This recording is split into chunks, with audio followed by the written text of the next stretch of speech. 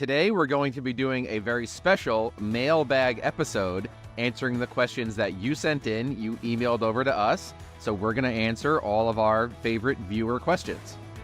Welcome to the ADHD Guys podcast with Mike McLeod of Grow Now ADHD and Ryan Wexelblatt of ADHD Dude.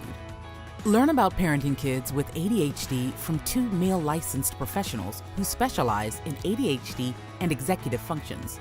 No fluffy parenting advice, only practical information that will help you help your child.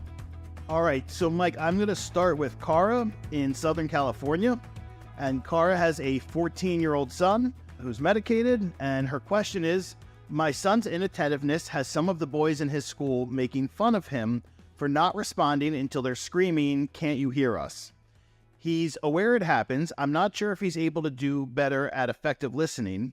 When we talk about having conversations and friends wanting to know that you're engaged, and he agrees and understands. He agrees it causes problems and that some of the regular boys don't want to invite him places.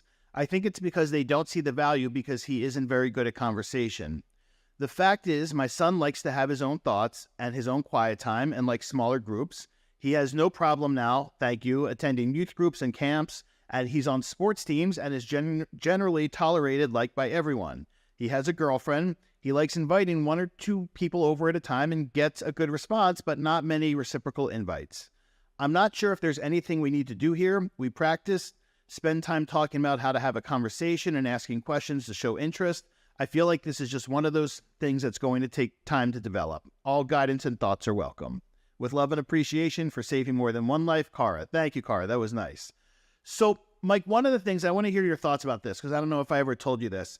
One of the things I teach kids, at camp and, in school year programs is this, that as long as you're showing that you want to be part of a group, that's what matters.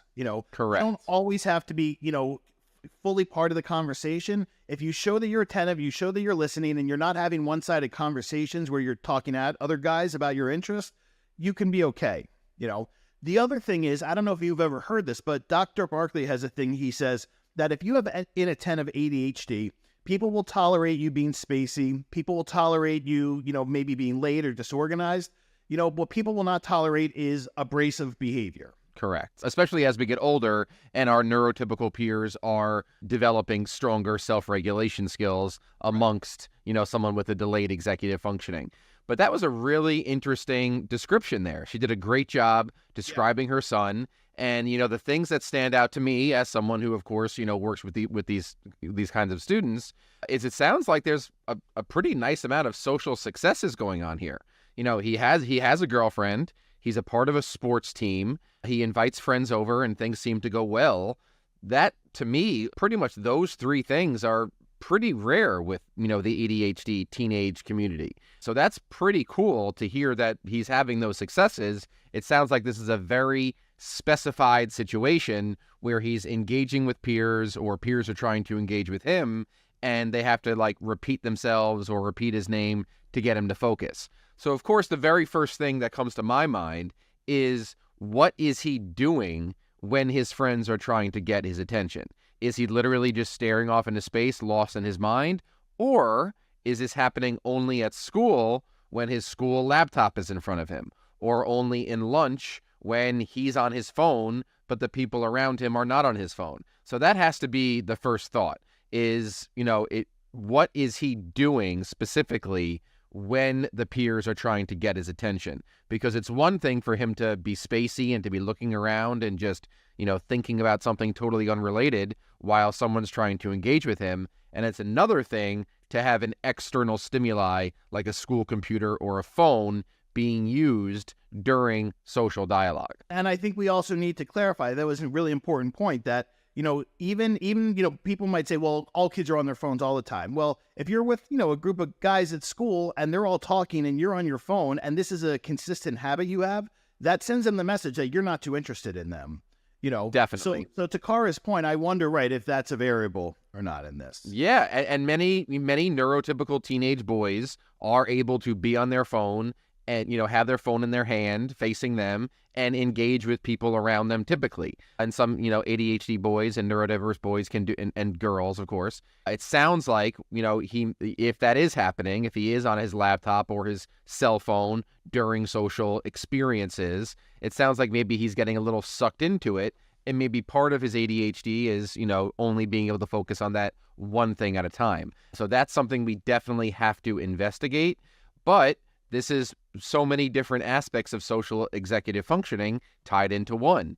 Is he taking a step back, using his nonverbal, verbal working memory to have that internal dialogue, to have that internal system of checks and balances, to stand back and read the room?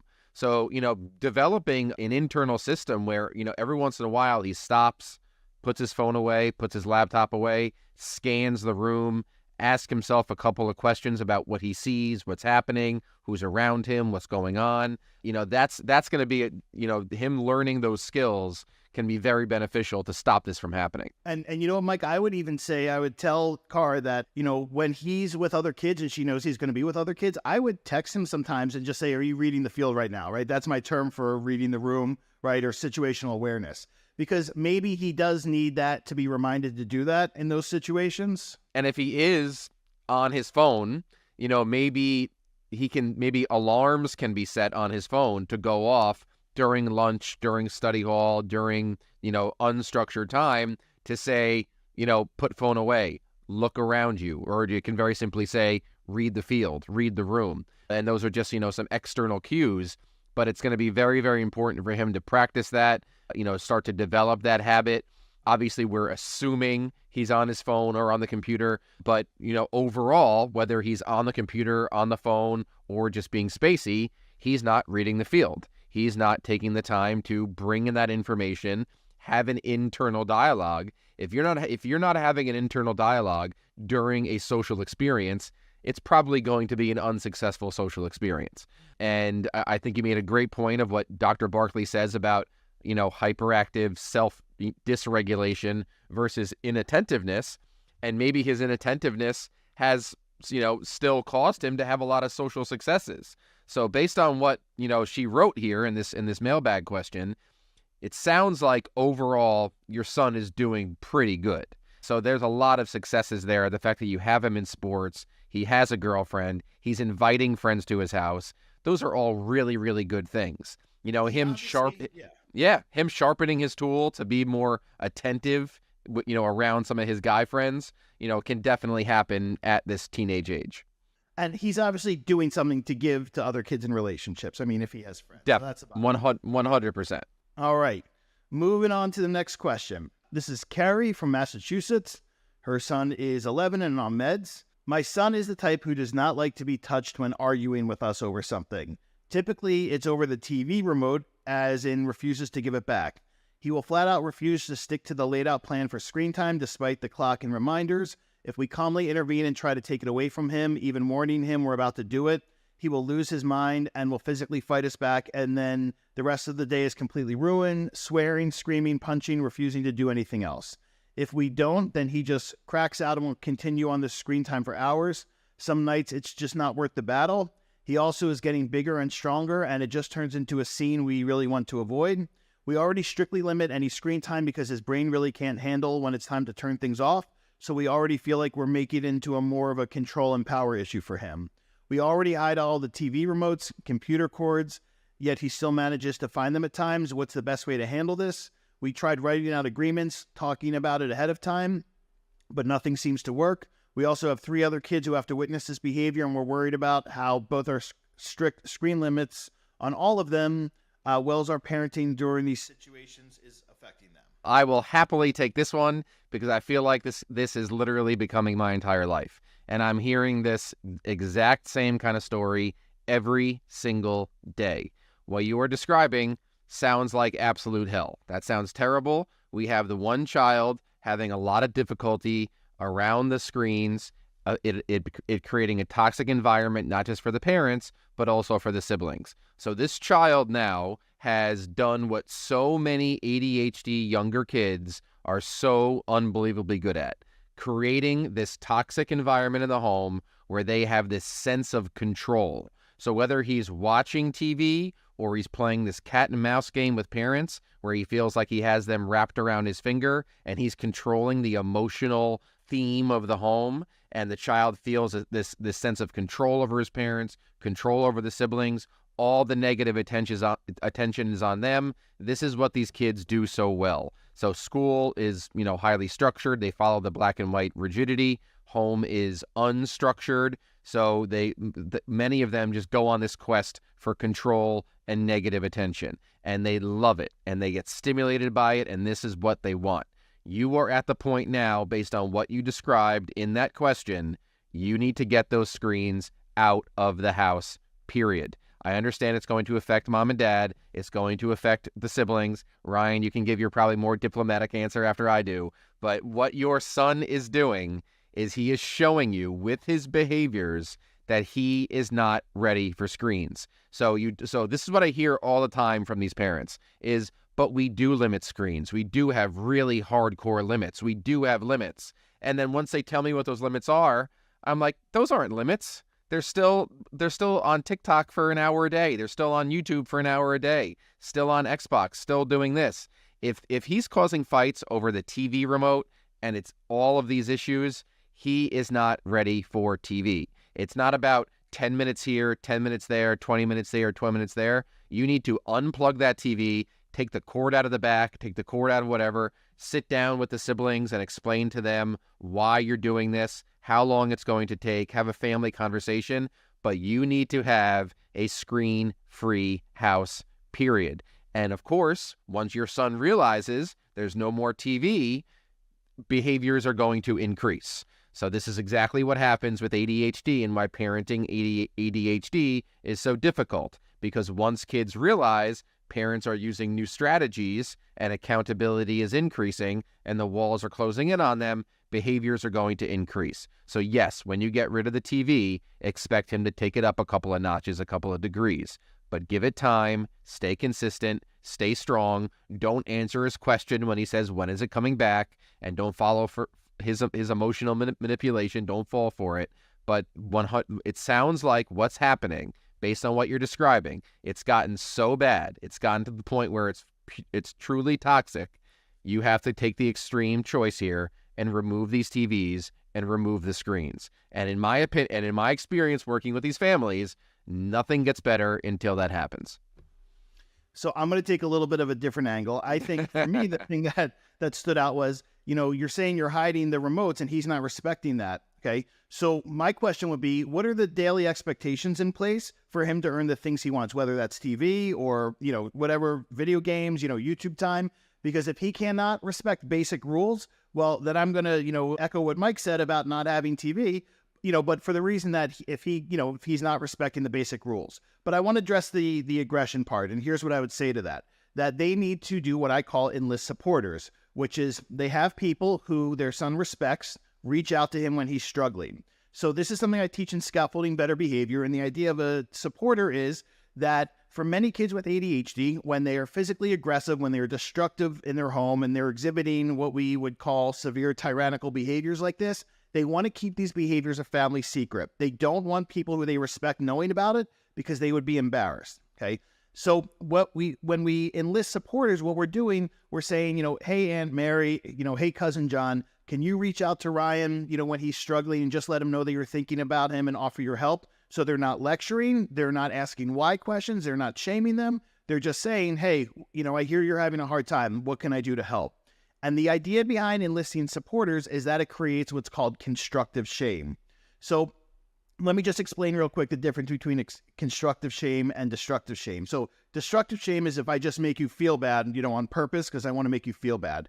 Constructive shame is, so if I, know that I treated Mike poorly and then I feel guilty about it, that's constructive shame. It's like our internal moral compass. So we want him to experience constructive shame for his behavior. And the way we do that is it's not about telling on him. It's just asking these supporters, and it could be, multiple people. Ideally, they don't have to be in the same state. They don't have to be local. And the idea is that when he's struggling, they reach out to him and just offer their support. And what we often see is then the behavior stops or it is greatly reduced because the child does not want, people who they respect knowing about the behavior. Absolutely. And just to reiterate, the reason why I'm giving this, such an extreme of a recommendation is because I've just seen this hundreds and hundreds of times. And like I said, this is what these ADHD kids do so well. They find ways to control the entire house, to have some sort of emotional control over the entire house.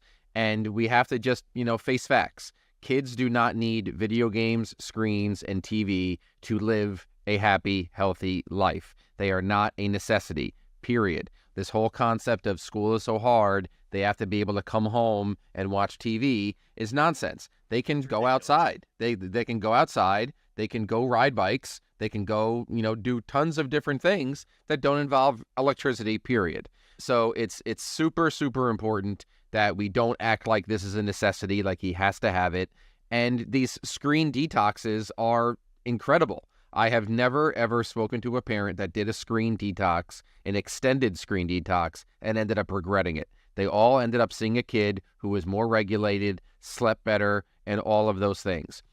We have to remember, kids' behaviors are showing us something about their executive age. So these behaviors are showing he is 3 to 5 to maybe 6 years behind in brain development and those sorts of things. So he's showing you with his behaviors, he's not ready for TV. So whether you remove it from the house, get a legitimate lockbox, like a real lockbox, and put the remotes in there until his chores are completed or until he's earned it.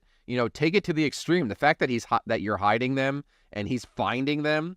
You're not hiding them very. You're not. Yeah, it's a game to him. And yeah. when he opens that drawer and finds those remotes and then watches TV and then causes a fight when you realize he found the remote and he shouldn't be watching it. Oh my goodness, he's having the time of his life. Exactly. He is loving it because not only did he find the remote that you tried to hide from him, but now he's getting the negative attention of, oh, how'd you find that? You're not supposed to be watching. Give that back to me. Oh, did they love that? They love that so much. So you need to alter your home environment. Your home environment is your responsibility. Either get rid of the TV completely, hide the cords, put the remotes into a lockbox, and be more serious with the restrictions because that TV is clearly some type of dopamine stimulating drug to him, and you need to limit it to the absolute Fort Knox levels, period. Carrie, just to finish this up, so the Xbox disappeared from my house for 1.5 years when my son was in high school for the very reasons we're talking about. So, yeah. All right, next question is from Lisa from Iowa. My son is 15 and takes Concerta. He gets good grades, holds down a job, and is involved in school sports and activities. The job and sports activities was a requirement from us. That's excellent. I love hearing that.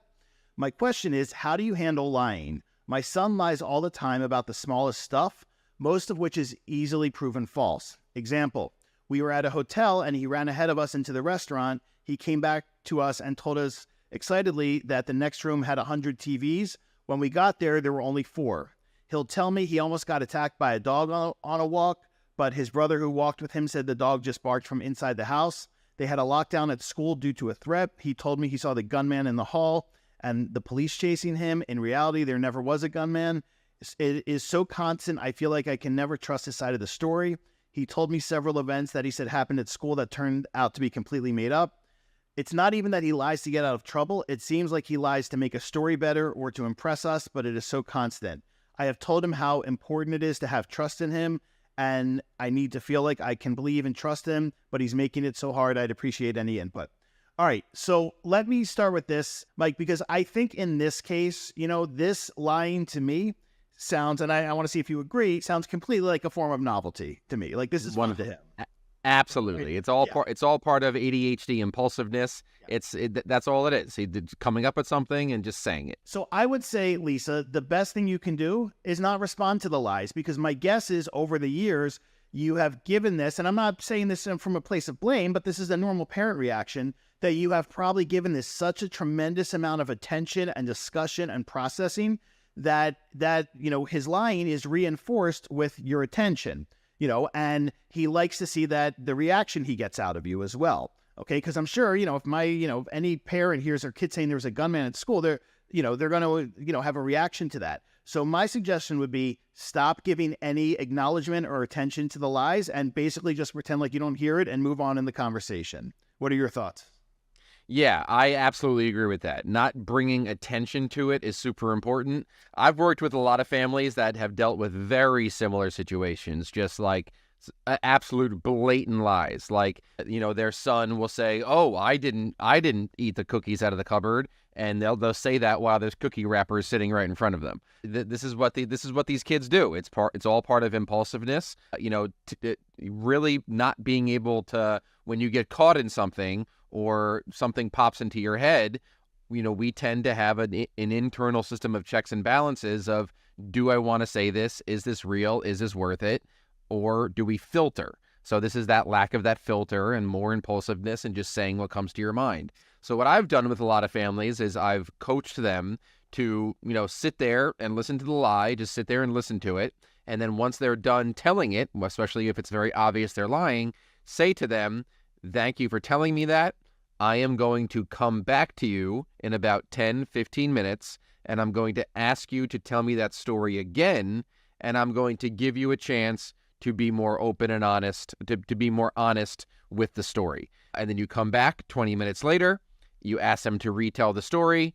If they retell it again as total lies, you can try over again or just ignore. But if they come back with, none of that really happened, it's okay, then we give them the positive praise and say, "Thank you for doing that. Let's try to do that the first time next time." So giving them more time to sit and think. This is a common theme with ADHD kids. They need more time to process information, more time to process events, more time to process language because of the weakness and disconnect in nonverbal and verbal. So giving them an opportunity to sit back, comprehend, think about the situation, come back to them in a very non-judgmental way. "Please tell me the story again," and see what happens. So, and Mike, just to clarify, you're saying that for not like silly lies like this, right? But more like stuff that you actually need to know the truth about. Yeah. I would say that. I would definitely say, pick and choose your battles with this kind of thing. Ignoring is probably always best, but lying tends to be pretty rampant with a lot of these kids. So if it is something that you are very interested in, and it's something you're concerned about, and sometimes ignoring can be hard for these parents, as you and I know well, just very quickly say, "I'm going to give you some time to think about that, and I'll come back to you." So I'm going to give a little different answer just based on my own lived experience. Okay. Yeah, there you go. So, and one of the things I can, I want to mention is that my son who, lied like crazy and lied so much, I don't even think he knew when he was lying sometimes. One of the things I learned to do with him, and to be honest, Mike, because what you said, that would not cause him, that would not, help him tell the truth, because at that point, this was about control for him. Yeah. So, and this, I don't want to say this is across the board, but I'm saying this is for my son, that at that point when he was called out on a lie, then it became about control and saving face. So he would never tell the truth. So here's what I started doing. And this is what I teach. I say, when kids lie, acknowledge the lie and just move on and focus on the cleanup. So what are they going to do to make things better? And the cleanup does not need to be about admitting the truth. And I want to say, when I've posted about this on social media, I'll get pushback of people saying, "Oh no, it's very important for them to tell the truth." Well, my response is, that's your need, right? That's not, it's not. If you know they're lying, acknowledge it, move on. Okay. Ask them to clean it up, make things better, and let's get on with our day. Okay. Because the more energy you spend on this, right, and trying to get them to tell the truth, the more energy you're giving to it. And if they're anything like, my son, which not all kids are, then they're going to, dig their heels in even further, again, because it's about control at that point. Absolutely. Yeah. So that strategy of giving them time and then asking them again 10, 15 minutes later is not going to work for all kids. It's worth a shot to see what happens. If you are doing that and they do continue with the lie, or it evolves into a larger argument, which you as the parent should obviously never allow that to happen. Never let a simple lie or a very silly story evolve into something bigger. And Ryan makes a great point. It's not about admitting you were lying. It's not about that. It's about, just give them an opportunity to, retell if that works for your child or is starting to be successful. And if not, focus on a cleanup, focus on, moving past it. But we don't want to put so much hardcore focus on it because then it's bringing attention to the behavior and it becomes a stimulating thing, just like our previous kid with stealing the remote. It's the same thing with the lying. If it's giving him attention, he's going to keep doing it. Kids do what works. All right, our next question is from Sarah. Hello, I have a 10-year-old son unmedicated with both components of ADHD. His grades are fine in school. Our biggest obstacle is attitude. He is in a grumpy phase where any requests, questions, direction are constantly met with some type of sarcastic comment, facial expression, noise. I discuss this with him to try to dig him out of the funk he is in, but I am not getting anywhere. What insights or thoughts do you have for this circumstance? I would like to get a better handle on it before the preteen years. Thanks. So, Mike, I'm going to say one phrase here, and then I'm going to let you take it, okay? Please do. I want to see if you go with this. Armchair therapist. Absolutely. That is exactly, that was my first thought. Sitting with him and talking to him about being grumpy is not going to change that. That's bringing attention to it. And that is sitting with him and basically trying to do talk therapy with him, which is not going to improve his mood and behavior. You know, Mike, I have this thing that I say that the child psychology field, you know, over the past 30 years or so has taught parents to play, you know, concierge therapists with their kids. Yep. And you know, and obviously parents are, you know, they want to be helpful and they're trying to do the best they can, you know, but this is something that is not helpful when parents play this armchair therapist role and try to process this every time, because to your point, right, it's just reinforcing it. It's just adding fuel to the fire. And the more you sit and try to talk about it with him, the more he's going to do it, because again, it's reaffirming to him, he's getting attention, and he likes when he gets a reaction out of you. Correct. So part of this mailbag, what she's saying, part of this letter was he's very grumpy at home, correct? Mm-hmm. Yeah. Okay. So of course, you know, we have to throw this out there. What does his screen time look like? Is he on his phone constantly, on TikTok, YouTube, video games constantly? And then you say, go brush your teeth, go sit down for dinner, go do this, go do that. But his brain is just completely getting fried by screens all day, and then you ask him to do something that is actually beneficial to him, that's not instantly gratifying, of course he's going to be grumpy, because the only thing that stimulates his brain is screens. So I don't want to keep bringing up screens for everything, but that tends to be the common theme. I can't tell you how often I work with parents and, you know, they say, my son has sleep problems. My son has eating problems. My son has dysregulation problems. And they send their kids to a sleep specialist and a nutritionist and a behavior specialist and a talk therapist. And then I'll just say, oh, what's his screen time like? Oh, he's on Fortnite 8 hours a day. He's on Minecraft. He's on his phone. Okay, now we know why he's not sleeping. Now we know why he's not eating. And now we know why he's angry all the time. So you have to look within first. If he's on screens all day, he's going to be grumpy when you try to engage with him, because you will never be as entertaining as a screen. And Mike, the one other thing I was thinking about this was, you know, I've seen over the years, not a lot, but I've seen kids with ADHD who, to your point, they are so negative when they are around their parents, right? Just because, or not always, but because it gets them attention, you know, or they'll embellish things and say like, this was so horrible, right? They're incredibly negative, right? For this exact reason we're talking about.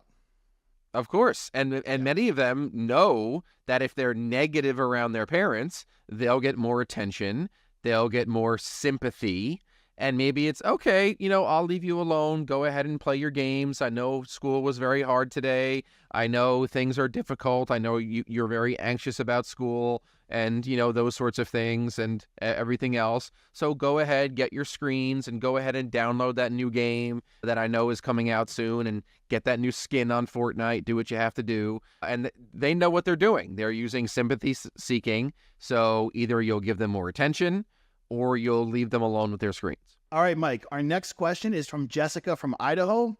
3-year-old not medicated. What should I do to teach my son that it's not okay to hit, kick, be aggressive to his 8-month-old baby sister? He's not mad or upset when doing so. It's like there's no thought going into it. He is disciplined so often for it, he has become punishment adverse and desensitized. I praise him when he's nice to her and try to catch him treating her right and give him plenty of attention. He gets half his toys taken away daily for throwing them at her. Nothing is working. I'm really scared he's going to hurt her. So, Mike, I'm going to let you take this one because this is a little closer to home for you right now. Yeah. Why? For people who don't know. Well, I have a 3-year-old at home, and I can tell you right now, 3-year-olds are babies. So we're dealing with a baby here. So the typical consequences, language, verbal, those kinds of things are not going to get through to this 3-year-old child. So obviously this is a podcast about executive functioning. 3-year-olds, neurotypical 3-year-olds, don't really have a lot of executive functioning, don't really have a lot of self-regulation skills. So we always have to be realistic and age appropriate here. And this is something that tends to happen with, neurodiverse and neurotypical older siblings when a younger child is brought into the home and they're no longer the sole child getting all of the attention. So this is something that is quite common. So in no way, shape, or form are you alone. But, working with the child and, talking to them, playing armchair therapist, all of these punishments now are just feeding into the behavior because it's the negative attention. So finding different ways to, just remove the child from the environment, get the younger child, when he starts attacking the 8-month-old, come grab the 8-month-old and bring them to a separate room, remove them from the child until he's back and regulated. So don't bring your attention to the child with the negative behaviors. Go and pick up the 8-month-old and calmly walk away from the child who's dysregulated. So, Mike, I had a thought about something. I want to hear your thoughts about this, okay? One of the things I was thinking was, it sounds like he's bored, okay? And that's why he's doing this. Okay, so my thinking is, take all the toys away, not as a punishment, just take them away. Give him one toy at a time, okay? And when he starts getting bored or when he starts, doing things, towards her, then, redirect him and give him a different toy, right? Because I think this is basically what's happening is he has too much of a selection of toys, right? That's not appealing to him. Whereas if we limit toys, I always call this the Costco principle, right? Like Costco doesn't have 50 kinds of soap. They have 3 kinds of soap. So you're forced to buy one of them, right? So what do you think about that? If they take away all the toys, just give him one at a time, and then they use toys to redirect him when he seems to be bored. That's exactly it. And I've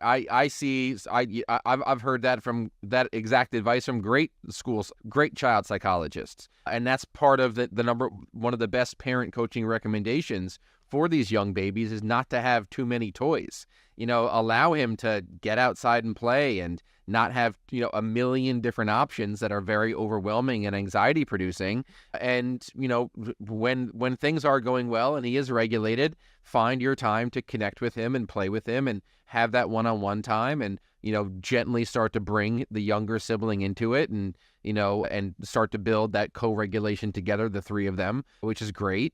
But, it does sound like he's very bored, and what he's doing is making him not bored. He's not trying to hurt his sister. He's not trying to hurt things or, have bad intentions. He's bored and he's trying to get attention, and it's working.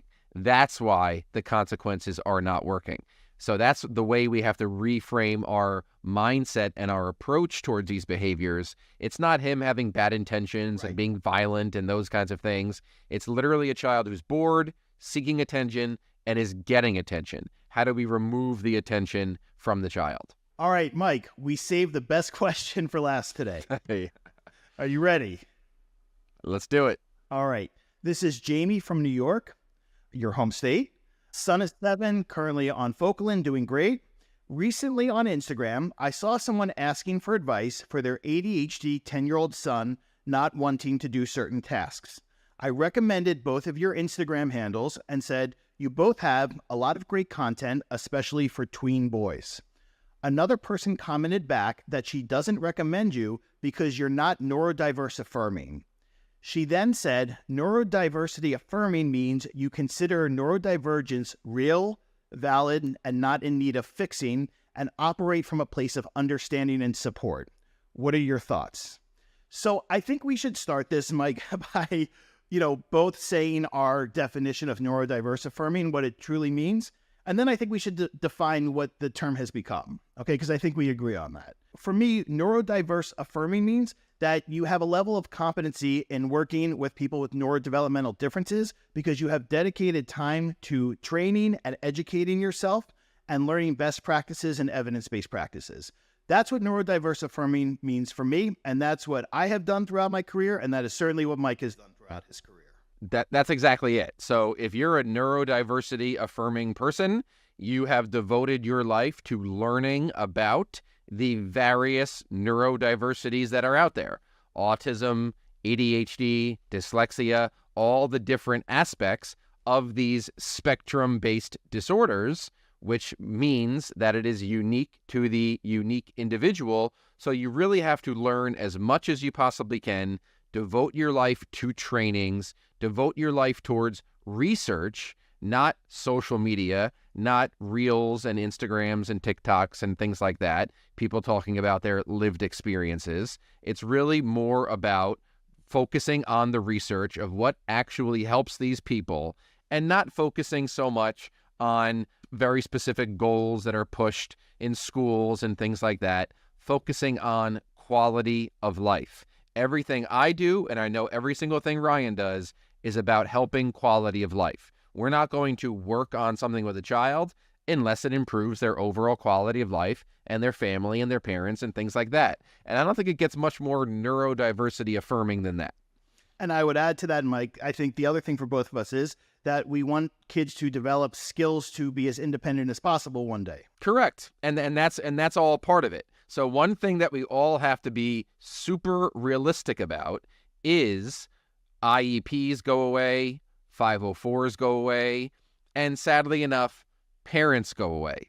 So we need to get back to what truly matters, the ability to live independently.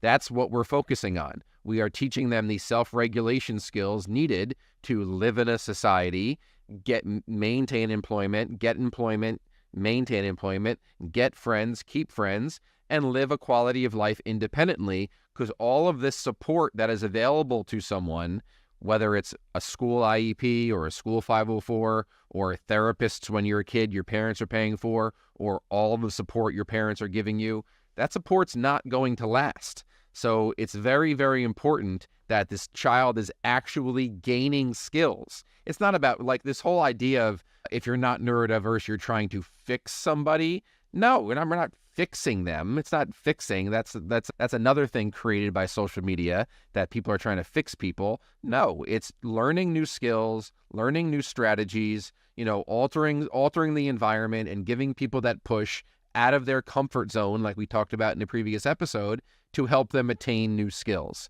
Because let's face facts, no one gains skills in their comfort zone. You have to be uncomfortable to gain skills. And that's part of what's gotten part of these muddy waters here is, oh, you're pushing someone out of their comfort zone. You're not neurodiversity affirming. Yeah, I am pushing them out of their comfort zone because I want them to gain skills that'll improve their lives. Mike, one of the things I want to do is I want to define what I think that the term neurodiverse affirming has become. And for me, because of social media, it's become a vanity label. And it's become a vanity label to show what I call your performative allyship with people with neurodevelopmental differences. So, Mike, how many SLPs and therapists do we see now that put neurodiverse affirming on their, Instagram profiles or on their websites, And that doesn't mean they've done any specific training, right, pertaining to anything we're talking about here, right? It's a vanity label that, for me, means nothing at all, And exactly. Right. And I think, Mike, to your other point, there's a group of people who believe that, anybody who pushes people with neurodevelopmental differences out of their comfort zone, as we believe in doing, that you are somehow, quote, ableist, right? And you're trying to get them to conform to the neurotypical world. And what we should do is just support them and tell them how wonderful they are, and not do anything to push them out of their comfort zone. And for me, Mike, that is the most ableist thing that you could do, is have such low expectations of a kid with ADHD or a kid with autism that you're not going to push them, right? Because you want to be such an ally to them, and your over empathy is clouding your judgment. Yeah, it's such a wild, ridiculous, invalid term where, you and I literally could pick up our phones right now, add neurodiversity affirming therapist to our Instagram bios, and instantly we'd be neurodiversity affirming. That's all. That's literally all it takes. It's writing it in your Instagram bio, and all of a sudden you're neurodiversity affirming. It really is becoming something that people are using almost as credentials. Like here, I'm Michael McLeod, CCC, SLP, neurodiversity affirming. It doesn't change anything. I totally get it. but it's not something that is, it's basically becoming like a marketing tool, where a way for you to, market yourself as this neurodiversity affirming therapist. But how are you really treating this child any differently? Look at what Ryan and I talk about when it comes to social executive functions and all the things we say about structured social skills groups and how robotic it is and how stupid it is to work on eye contact and the circles of communication and how these social skills groups are a total waste of time and a joke. I don't think it gets more neurodiversity affirming than that when you make the transfer from structured social skills to social executive functioning and giving the chances for these kids to learn these skills through unstructured play. This is what we're always talking about. We're talking about adults fading back, letting kids live their lives, letting them have unstructured play, none of this permissive parenting, helicopter parenting stuff. Everything we're pushing is about helping the kids to live their lives, follow their dreams, and conquer their goals, and have long-term goals. So I have always said, and I've always joked, but in reality, when you really look at the facts, I really think Ryan and I are quite possibly the most neurodiversity affirming people in the world. I agree. Period. Mike, I want to finish up with a story real quick, just because what you were saying made me think of this. I had a meeting with a mom yesterday who I met last year. They're members of my membership site, and her son was in 4th grade last year. And one of the things she told me was that he would wear earphones in school all the time. He would wear them around school. Okay. Uh-huh. So, of course, got diagnosed with sensory processing disorder and this and that. And I said to her, tell me about, when he wears them when he's not in school. And she said, he never does. I said, well, what about when you go to loud environments? And she said, we've been to baseball games and amusement parks. She said, the noise is nothing to him. It doesn't bother him. So I said to her, he doesn't need to wear them in school. Okay. That whatever his reason is, whether, it's a security blanket type of thing or whatever, he doesn't need them. Okay. So my suggestion is tell him that you're going to stop wearing them in school. All right. And so she went and she told the staff at school, and they were all, very against when I said, they said, no, he absolutely needs them, and what happened was when they started taking them away from him, he was like a little bit teary and stuff, and Yeah. All these well-intended, whether it was the SLP or the counselor teachers, with the best of intentions, they just wanted to mother him, Yeah. I mean, we're doing this at the expense of helping him realize you are competent and you are capable and you don't need these. And you know what? He doesn't wear them at all this year. Surprise. And he's completely There you have it. right. Yeah. I remember there's a school that I work at right around here where there was a phase going on where pretty much half of the school was walking around with like stuffed animals, basically emotional support stuffed animals. And they did it for a while. And then it got to the point where it was getting excessive and they were taking too many like mental health breaks with their stuffed animals. It's kind of like those people that will break the laws to bring, a support animal on an airplane kind of thing, got to squeeze through it. And then, working with the parents was, I understand this is something that is helpful to them and soothing to them, but we do want to start to think about ways that they can internally self-regulate, strategies they can gain, skills they can gain to internally self-regulate and not be so reliant on this stuffed animal, which they're now just using to avoid non-preferred tasks. And it's a very similar situation of, some people being super against it.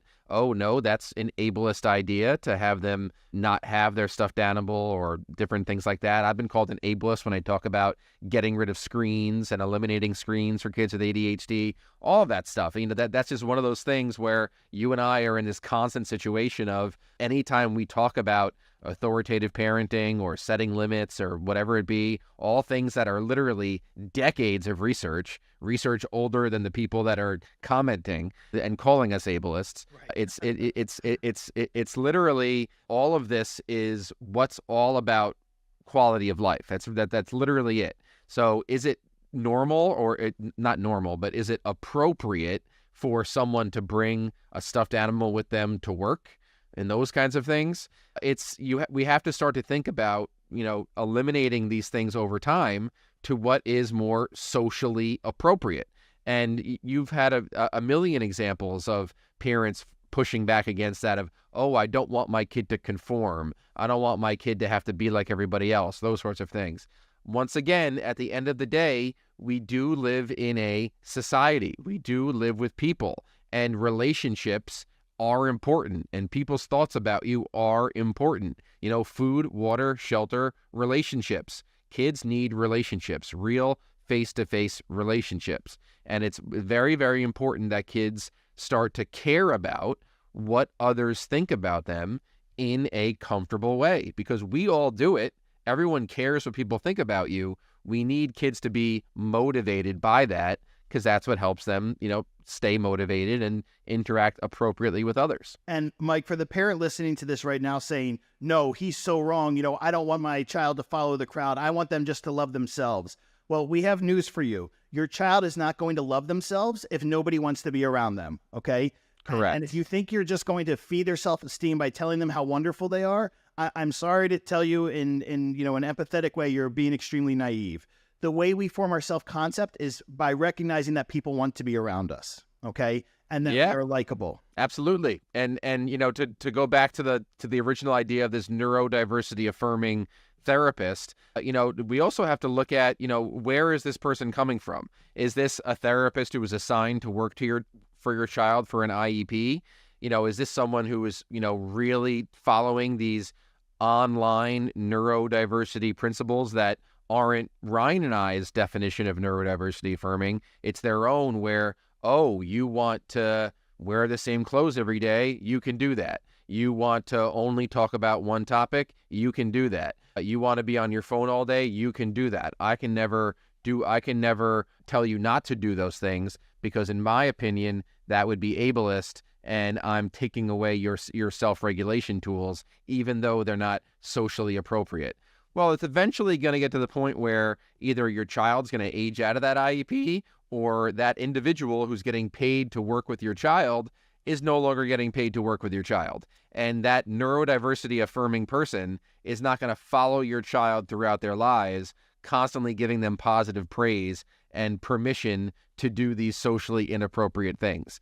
Though these neurodiversity people are temporary in your child's life, and they're getting paid to be there to work with your child. People that are going to hire your child or choose to be your child's friend or not are not going to be as lenient as someone like that. Mike, that was such a perfect place to end at, because I think that's the whole point of this, right? Is that, to your point, the world is not going to conform to your child. That's the bottom line. Yeah. So you can simple as that. Teach them to function in the world, or you can, have them, you can be parenting them as you are when they're 5, when they're 30, if that's what you want. But, parenting is supposed to end at some point in terms of, parenting a child, right? Correct. Yeah. Yeah. Your child is not going to live the rest of their lives only interacting with neurodiversity affirming therapists. It's as simple as that. They're going to interact with real people who are going to want to be treated with respect and want to have appropriate dialogues with you and interactions with you that make them feel good, and they'll reciprocate. And we're going to want someone to be employable so they can live independently. And we're going to want someone to be able to make friends and keep friends, which are all neurodiversity good things. So, Mike, I'm going to have to go now, because I'm going to have to put neurodiverse affirming on all of my social media profiles. Yeah, that's right. Put it on there. Put it on there. And put a nice emoji next to it. Right. And you'll gain 50,000 followers overnight. Okay, I'm cool with that. All right, Mike. Good talking to you as always. As always, my friend. All right. Take care. Thanks for listening. To learn more about Mike's practice, Grow Now ADHD, please visit his website at grownowadhd.com. To learn about the services Ryan provides, please visit ADHDdude.com. You can find Mike on Instagram at GrowNowADHD, and you can find Ryan at the ADHD Dude YouTube channel. The ADHD Guys podcast and content posted by either Grow Now ADHD or ADHD Dude is presented solely for general informational and educational purposes. The use of information on this podcast is not intended as a substitute for the advice of a physician, professional coach, licensed mental health professional, or other qualified professional, diagnosis, or treatment. Listeners should not disregard or delay in obtaining professional advice for any medical or mental health condition they or their child may have, and should seek the assistance of their healthcare professionals for any such conditions.